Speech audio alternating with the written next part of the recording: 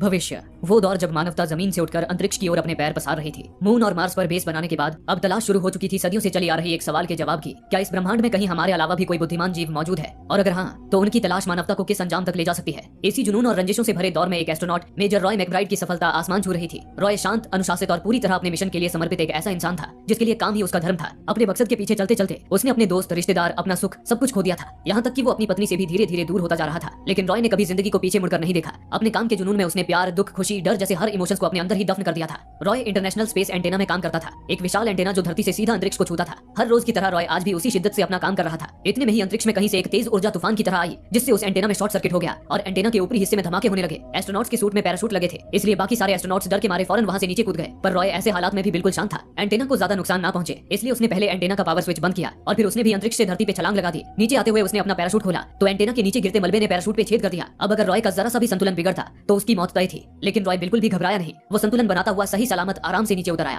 कुछ समय बाद मेजर रॉय को उसकी कंपनी स्पेसकॉम की एक सीक्रेट मीटिंग में बुलाया गया। वहां कुछ बड़े ऑफिसर्स मौजूद थे जिन्होंने रॉय के जज्बे की सराहना की। लेकिन रॉय को यहाँ बुलाने का उनका असली मकसद कुछ और ही था, कुछ ऐसा जो रॉय के होश उड़ा देने वाला था। जनरल ने बताया, 11 दिन पहले हमारे सोलर सिस्टम के सबसे आखिरी ग्रह नेपच्यून के पास एक तेज ऊर्जा विस्फोट हुआ। उससे निकले हाई एनर्जी पार्टिकल्स पूरे अंतरिक्ष में फैल गए और लहरों की तरह बहते हुए सीधे पृथ्वी से टकराए। इस पावर सर्ज ने दुनिया भर में तबाही मचा दी। कई लोग मारे गए, पावर प्लांट्स नष्ट हो गए और कम्युनिकेशन सिस्टम बंद पड़ गया। यही झटका इंटरनेशनल स्पेस एंटेना तक भी पहुंचा था, जहां शॉर्ट सर्किट हुआ और रॉय की जान जाते जाते बची। जनरल ने चेतावनी दी, ये पावर सर्ज हर दिन और तेज हो रहा है और आगे आने वाला खतरा इससे भी ज्यादा भयानक होगा। रॉय ने सवाल किया कि आखिर वो पावर सर्ज निकला कहां से था। तब जनरल ने रॉय से पूछा, तुम लीमा प्रोजेक्ट के बारे में कितना जानते हो रॉय? रॉय ने कहा, लीमा प्रोजेक्ट 29 साल पहले एक ऐतिहासिक मिशन था, जब पहली बार इंसानों को डीप स्पेस रिसर्च के लिए हमारे सोलर सिस्टम के पार भेजा गया था, दूसरे ग्रहों पर इंटेलिजेंट एलियन लाइफ के सबूत ढूंढने। इस मिशन के कमांडर मेरे पिता थे सर, कमांडर क्लिफर्ड मैकब्राइड। लेकिन मिशन के 16 साल बाद ही उनकी शिप लापता हो गई। ना क्रू का कुछ पता चला और ना ही कोई डेटा मिला। शायद वो सब मारे गए और मेरे पिता भी। उसके बाद से ही डीप स्पेस मिशंस बंद कर दिए गए। लीमा प्रोजेक्ट के बारे में मैं बस इतना ही जानता हूँ। लेकिन तभी जनरल ने कहा, रॉय हमें लगता है तुम्हारे पिता मरे नहीं हैं। रॉय सन्न रह गया। जनरल ने बताया, तुम्हारे पिता की ship Lima project anti matter energy source से चलती थी, दुनिया की सबसे ताकतवर और सबसे खतरनाक ऊर्जा।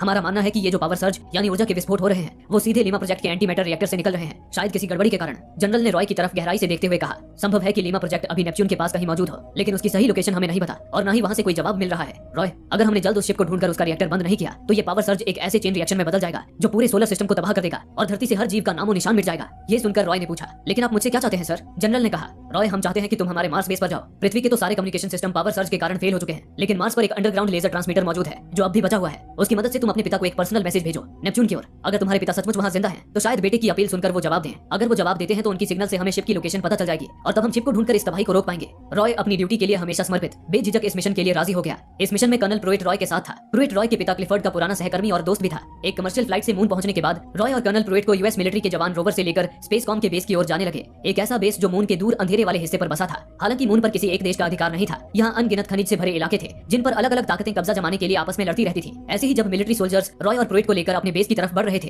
तभी कुछ स्पेस पायलट्स ने उन पर हमला किया। सोल्जर्स और पायलट्स के बीच गोलीबारी होने लगी। इस हमले में सारे सोल्जर्स मारे गए, लेकिन अपना बलिदान देकर उन्होंने रॉय और प्रुइट को सही सलामत बेस तक पहुंचा दिया। इस भयानक घटना ने प्रुइट को अंदर तक हिलाकर रख दिया था। वो डर से कांप रहा था, लेकिन वहीं रॉय के माथे पे डर या चिंता की एक शिकन तक नहीं थी, जैसे उसने अपने इमोशंस को अपने अंदर दफन कर दिया हो। प्रुइट की हालत अब इस मिशन पर आगे जाने लायक नहीं थी। उसने रॉय को एक डिस्पोजेबल मेमोरी चिप दिखाई और बताया कि इसमें एक टॉप सीक्रेट इन्फॉर्मेशन है जो स्पेसकॉम कंपनी ने चुपके से उसे दी थी। उस इन्फॉर्मेशन में कुछ था जिसे स्पेसकॉम रॉय से छुपा रही थी। प्रुइट ने इंसानियत के नाते रॉय को वो चिप सौंप दी। इसके बाद रॉय अपनी नई स्पेस टीम के साथ स्पेसशिप पर सवार हो गया। अगली मंजिल थी मार्स। मून से निकलते ही सफर के दौरान रॉय ने चुपके से प्रुइट से मिली वो टॉप सीक्रेट फाइल खोली। उस फाइल में एक वीडियो क्लिप थी लीमा प्रोजेक्ट शिप की। स्क्रीन पर रॉय के पिता क्लिफर्ड नजर आ रहे थे। चेहरे पर थकान और बेचैनी साफ झलक रही थी। क्लिप अधूरी थी, लेकिन एक बात बिल्कुल साफ थी, क्लिफर्ड जिंदा थे। उस फाइल में स्पेसकॉम ने प्रुइट को एक निर्देश भी दिया था। उन्होंने बताया था कि ये वीडियो काफी समय पहले लीमा प्रोजेक्ट से आई थी। शायद ये क्रू मेंबर्स का एक इमरजेंसी मैसेज था। इस मैसेज से अंदाजा लगाया गया कि किसी कारण क्लिफर्ड ने जानबूझकर शिप का सारा कम्युनिकेशन सिस्टम बंद कर दिया था और शायद जहाज का कंट्रोल भी उनके हाथ से निकल चुका था। स्पेसकॉम के इस गुप्त संदेश में साफ साफ कहा गया था कि अगर रॉय अपने पिता से कोई जवाब पाने में नाकाम हो जाता है तो लीमा प्रोजेक्ट शिप को सीधे नष्ट कर दिया जाए।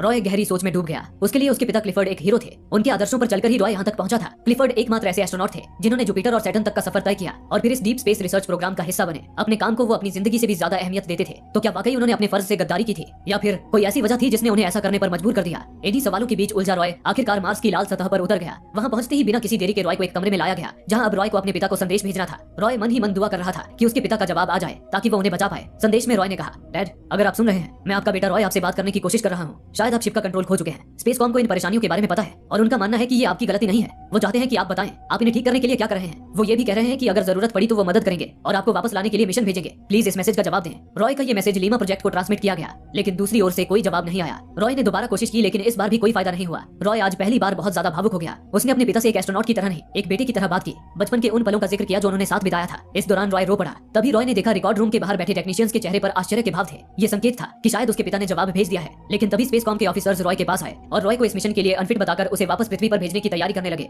मतलब साफ था, अब स्पेसकॉम लीमा प्रोजेक्ट को रॉय के पिता के साथ ही तबाह करने वाली थी। रॉय बहुत ज्यादा गुस्से में आ गया। वो चाहकर भी कुछ नहीं कर पा रहा था। तभी एक लड़की उसके कमरे में आई। उसका नाम था हेलन लेंटोस और वो इस फैसिलिटी की डायरेक्टर थी। हेलन ने बताया कि उसके माता पिता भी रॉय के पिता क्लिफर्ड के साथ लीमा प्रोजेक्ट का हिस्सा थे, इसलिए उसे रॉय से हमदर्दी थी। उसने चुपके से रॉय को लीमा प्रोजेक्ट शिप की पूरी क्लिप दिखा दी, जिसकी छोटी सी झलक रॉय ने प्रूइट से मिले सीक्रेट मैसेज में देखी थी। क्लिप में रॉय के पिता स्पेसकॉम को एक भयानक जानकारी देते नजर आ रहे थे। स्पेसकॉम, मैं हूं क्लिफर्ड मैकब्राइट, लीमा प्रोजेक्ट से रिपोर्ट कर रहा हूं। हम इस वक्त हमारे सोलर सिस्टम के आखिरी छोर पर हैं, नेपच्यून के करीब। यहाँ एक दुखद घटना घटी है। हमारी टीम के कुछ लोग इतने लंबे समय तक घर से दूर रहने का मानसिक दबाव सह नहीं पाए। वे धरती पर वापस लौटना चाहते थे, लेकिन मैं ऐसा होने नहीं दे सकता था, क्योंकि इससे हमारा मिशन खत्म हो जाता। उन्होंने विद्रोह किया और जहाज पर कब्जा करने की कोशिश में तोड़फोड़ की। मुझे सख्त कदम उठाने पड़े। मैंने स्टेशन के एक हिस्से का लाइफ सपोर्ट सिस्टम बंद कर दिया। इस फैसले में दुर्भाग्य से बाकी निर्दोष क्रू मेंबर्स भी मारे गए, लेकिन मैं वादा करता हूँ अपने मिशन से पीछे नहीं हटूंगा। मैं आगे बढ़ता रहूंगा जब तक बुद्धिमान एलियन लाइफ ढूंढने की मेरी तलाश पूरी न हो जाए। ये खोज ही मेरा जीवन है और मैं इसे किसी भी कीमत पर जारी रखूंगा। ये मैसेज देखकर रॉय रो पड़ा। उसे यकीन नहीं हो रहा था कि उसके पिता इतना भयानक कदम उठा सकते हैं। पर हेलेन ने कहा, ये हकीकत है रॉय, लेकिन स्पेसकॉम कभी नहीं चाहेगी कि ये हकीकत किसी को पता चले। अगर लोगों को पता चल गया कि इस पावर सर्च की वजह लीमा प्रोजेक्ट है तो उनकी काफी बदनामी होगी। इसलिए वो हमेशा दुनिया से सच छुपाकर तुम्हारे पिता को हीरो की तरह दिखाते रहेंगे। लेकिन हकीकत यह है कि तुम्हारे पिता ने मेरे माता पिता की हत्या की थी और अब वो शख्स पूरी दुनिया के लिए खतरा है। तुम इस सच्चाई को मानकर वापस पृथ्वी पर लौट जाओ तो बेहतर होगा। हेलेन ने रॉय को बताया कि कुछ देर पहले रॉय के पिता ने उसे जवाब दिया था, जिससे स्पेसकॉम को उसके शिप की लोकेशन मिल गई है और अब जल्द ही एक क्रू नेपच्यून की ओर रवाना होने वाली है, न्यूक्लियर बॉम्ब लेकर उस शिप लीमा प्रोजेक्ट को तबाह करने के लिए। लेकिन रॉय ऐसे ही पीछे नहीं हट सकता था। उसके मन में अब भी कई सवाल थे, जिसका जवाब केवल उसके पिता दे सकते थे। वो अपने हीरो, अपने आदर्श को ऐसे ही नहीं खो सकता था। रॉय ने हेलेन से एक मदद मांगी, उसे उस मिशन का हिस्सा बनाने के लिए जो लीमा प्रोजेक्ट पर धमाका करने जाने वाली थी। रॉय ने कहा कि वो अपने पिता से मिलकर बात करना चाहता है, वो उन्हें वापस लाना चाहता है। हालांकि हेलेन उसे इस मिशन का हिस्सा तो नहीं बना सकती थी, लेकिन हेलेन ने गैर कानूनी तरीके से रॉय को उस रॉकेट तक पहुंचा दिया। रॉय रॉकेट के लॉन्च होने से ठीक पहले स्पेसशिप में दाखिल हो गया, लेकिन जल्द ही शिप के क्रू मेंबर्स को रॉय के घुसपैठ का पता चल गया। कमांड सेंटर ने क्रू मेंबर्स को रॉय को खत्म करने का आदेश दिया, जिसके बाद उन्होंने रॉय पर हमला कर दिया। रॉय उन्हें समझाता रहा कि वो बस इस मिशन का हिस्सा बनना चाहता है, वो उनके लिए कोई खतरा नहीं है, लेकिन क्रू मेंबर्स ने उसकी एक नहीं सुनी। शिप के कैप्टन ने रॉय पर गोली चलाई, लेकिन वो गोली गैस टैंक पर जा लगी, जिससे गैस हवा में फैल गई। वो एक जहरीली गैस थी, जिससे शिप के सारे क्रू मेंबर्स मारे गए। खुशकिस्मती से रॉय ने स्पेस सूट पहना था, जिससे उसकी जान बच गई। रॉय को उन क्रू मेंबर्स की मौत का अफसोस हो रहा था, लेकिन अब वो जिस रास्ते पर बढ़ चला था उससे पीछे भी नहीं हट सकता था। उसने फैसला किया कि वो अकेले ही इस मिशन को पूरा करेगा। इस लंबे सफर में रॉय बिल्कुल अकेला था। ये अकेलापन उसे खाए जा रहा था। उसे एहसास हो रहा था कि वो अपने पीछे क्या छोड़ आया है, एक जिंदगी, एक प्यार, दोस्त, रिश्तेदार, सब कुछ। अकेलेपन का दर्द उसे कचोट रहा था। फिर आखिरकार 80 दिनों के एक लंबे सफर के बाद रॉय की शिप नेपच्यून के करीब पहुंच गई। उसने देखा लीमा प्रोजेक्ट शिप नेपच्यून के ऑर्बिट के करीब थी। उसने एक शटल में न्यूक्लियर बॉम्ब रखा और शटल लेकर लीमा प्रोजेक्ट के करीब जाने लगा, लेकिन तभी उसकी शटल एस्ट्रॉइड बेल्ट से टकराई और बेकाबू हो गई। पर रॉय ने जैसे तैसे उसे संभाल लिया और लीमा प्रोजेक्ट के करीब आ गया। शटल पूरी तरह डैमेज हो चुकी थी, इसलिए रॉय ने न्यूक्लियर बॉम्ब निकाला और शटल को अंतरिक्ष में ही छोड़ दिया। अब वो लीमा प्रोजेक्ट के अंदर दाखिल हुआ। रॉय के सामने एक भयानक दृश्य उभर कर आया। हर तरफ क्रू मेंबर्स की लाशें तैर रही थी। रॉय उन लाशों से गुजरता हुआ इंजन की तरफ आया और वहां न्यूक्लियर बॉम्ब फिट करके उसमें 3 घंटे का टाइमर सेट कर दिया। इतने में ही रॉय को किसी ने पुकारा। रॉय ने ऊपर की तरफ देखा, वो उसके पिता क्लिफर्ड थे। उन्हें देख रॉय की आंखें नम हो गई। क्लिफर्ड ने रॉय को बताया कि वो बहुत समय से वहां अकेला है और पावर सर्ज को रोकने की कोशिश कर रहा है। रॉय ने उससे पूछा कि ये सब कैसे हुआ। क्लिफर्ड ने बताया कि उसके आखिरी बचे वफादार क्रू ने भी जब यहाँ से भागने की कोशिश की तो क्लिफर्ड को उन्हें भी मौत के घाट उतारना पड़ा और इसी अफरा तफरी में शिप के एंटी मैटर रिएक्टर में गड़बड़ी आ गई और ये पावर सर्ज होने लगे। इतना सब हो जाने के बावजूद रॉय अपने पिता को घर ले जाना चाहता था, पर क्लिफर्ड ने साफ इनकार कर दिया। उसने कहा कि उसे धरती की कोई परवाह नहीं है और न ही परिवार या रिश्तों की उसके दिल में कोई अहमियत है। अब ये अंतरिक्ष ही उसका घर है। उसने स्वीकार किया कि उसने जानबूझकर रॉय की मां को विधवा और रॉय को अनाथ बना दिया, क्योंकि उसका मिशन, उसकी जिंदगी का मकसद था। भले ही उसकी टीम साबित कर चुकी थी कि ब्रह्मांड में पृथ्वी के अलावा कहीं भी जीवन मौजूद नहीं है, पर क्लिफर्ड को उनके सबूतों पे यकीन नहीं था। उसने जिद पकड़ ली थी कि जब तक वो इस ब्रह्मांड में किसी बुद्धिमान एलियन की खोज नहीं कर लेता वो नहीं रुकेगा। लेकिन ये सब सुनकर भी रॉय के अंदर अपने पिता के लिए वही इज्जत, वही प्यार बरकरार था। वो अपने पिता को घर ले जाने पर अड़ा रहा और उन्हें मनाकर किसी तरह अपने साथ शिप से बाहर ले आया। लेकिन क्लिफर्ड के अंदर तो अजीब सनक सवार थे। वो थ्रस्टर ऑन करके भागने की कोशिश करने लगा, लेकिन वो रॉय के साथ एक बेल्ट से जुड़ा हुआ था, जिससे रॉय ने उसे वापस खींच लिया। लेकिन क्लिफर्ड अब रुकने को तैयार नहीं था। वो रॉय से कहता रहा, मुझे जाने दो रॉय, मेरा घर अब यही है। उसी पल रॉय ने अपने पिता की आंखों में उस इंसान को देखा जो जीवित तो था, लेकिन अंदर से मर चुका था। उसकी आंखों में न प्यार था न पछतावा। रॉय ने स्वीकार कर लिया कि वो अपने जिस पिता को जीवित समझ रहा था वो मर चुके हैं। उसने उन्हें छोड़ दिया। क्लिफर्ड उड़ता हुआ अंतरिक्ष की गहराइयों में खो गया। रॉय एक पल को सोच में पड़ गया। आखिर पृथ्वी पर उसके लिए भी बचा ही क्या था। वो भी तो अपने पिता की तरह बिना प्यार, रिश्ते और भावनाओं के एक बेरंग जिंदगी जी रहा था। लेकिन अपने पिता से अलग उसके अंदर पछतावा था, अपनी पत्नी को खोने का, अपनी जिंदगी को खोने का। अब उसे प्यार, रिश्ते और भावनाओं की अहमियत समझ आ चुकी थी, जो रॉय कभी अपने पिता को अपना आदर्श मानता था। अब उसने तय किया कि वो अपने पिता की तरह नहीं बनेगा। वो वापस लीमा प्रोजेक्ट शिप पर आया। उसने शिप का एक पार्ट ढाल की तरह इस्तेमाल किया और एस्ट्रॉइड बेल्ट को चीरता हुआ थ्रस्टर्स की मदद से वापस अपनी शिप पर आ गया। धमाके से चंद सेकंड पहले पहले वो नेपच्यून की ऑर्बिट से निकलकर पृथ्वी की ओर बढ़ चला। लीमा प्रोजेक्ट शिप के तबाह होते ही पावर सर्ज का सोर्स भी खत्म हो गया, जिससे धरती से एक बड़ा संकट टल गया। एक लंबे और खतरनाक सफर के बाद रॉय सही सलामत पृथ्वी पर लौट आया। स्पेसकॉम ने बदनामी के डर से इस पूरे मिशन को एक राज बनाए रखा,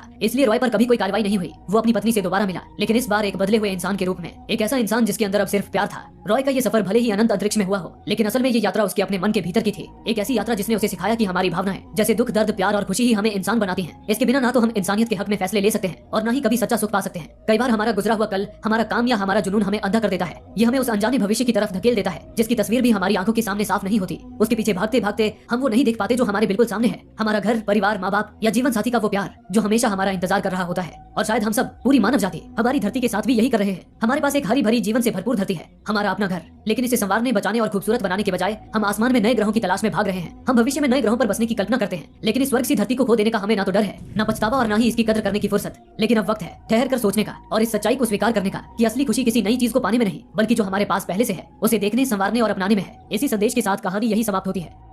दोस्तों, कहानी पसंद आई हो तो लाइक कर दीजिए और आने वाली कोई भी वीडियो आपसे मिस ना हो इसलिए चैनल को सब्सक्राइब करके बेल आइकन पर क्लिक कर दीजिए। फिर मिलेंगे एक नई कहानी के साथ। धन्यवाद।